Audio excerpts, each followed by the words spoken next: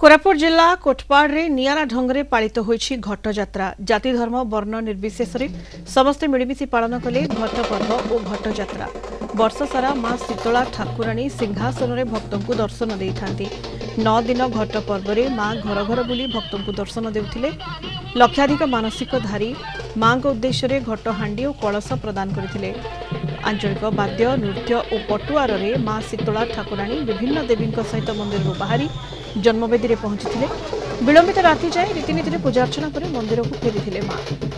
प्रति 3 वर्ष को थरे कोटपाड़ सहर में अनुष्ठित हुए घट यात्रा। जाति धर्म वर्ण निर्विशेष भाईचारार सह समस्ते मिलमिशि पालन करिथांती यात्रा। मां दर्शन पर आसिथिबा भक्तों पर विभिन्न संप्रदाय और अनुष्ठान पक्षर खाद्य और पीवा पानी व्यवस्था करा जायतिला। रातिर ऑर्केस्ट्रा और पौराणिक नाटक उपभोग करथिले अंचलवासी। निजको निजे देइथिबा प्रतिश्रुतिटी पई लोके दौड़ी आसंती ए दमयंती माटी को। ए माटी गोटे पवित्र माटी, माँ शीतलांकर माटी।